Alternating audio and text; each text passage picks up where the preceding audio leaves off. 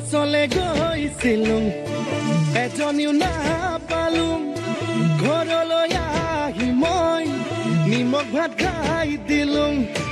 এজনী ছোৱালী মই বহুত ভাল পাইছিলো